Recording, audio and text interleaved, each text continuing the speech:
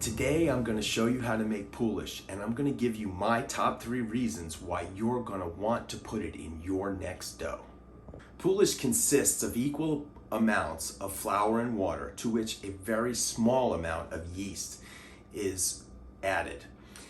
This gives the yeast enough food to be really active for the entire 24-hour fermentation period. Store-bought yeast makes the Poolish very predictable and very easy to work with, while its much more complicated cousin, the sourdough starter, is notoriously finicky. First thing we need is 150 grams of water. Next, we're going to add some yeast. Now, like I said, this is a very small amount. This is a 1/4 teaspoon of yeast.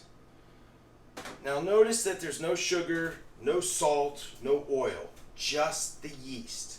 Next, I'm going to add the flour. Now, in total, I have 150 grams of flour, but I always like to add about a tablespoon or 10 grams of whole wheat flour to this. That gives the yeast some extra nutrients.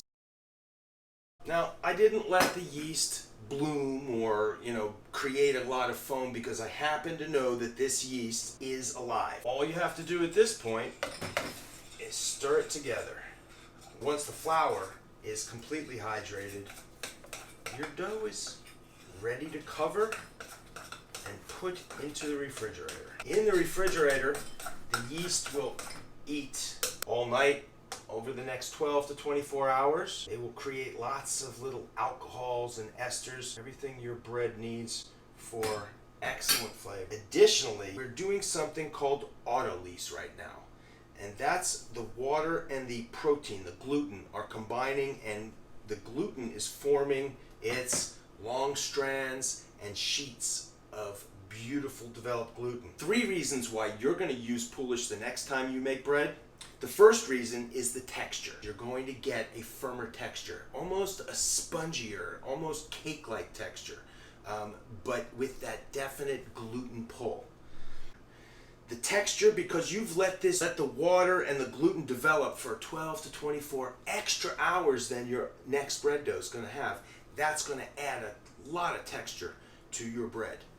Reason number 2, flavor. Letting the yeast eat the flour for all that time in the refrigerator allows them to develop deep, deep flavor. And what makes this different from sourdough is there's no bacteria in here to create the lactic acid sour. And the third and final reason is shelf life. I know that's a strange reason, but the bread stales slower. It stays moist longer. Don't forget to subscribe so you don't miss out on next week's recipe, baguettes with Poolish.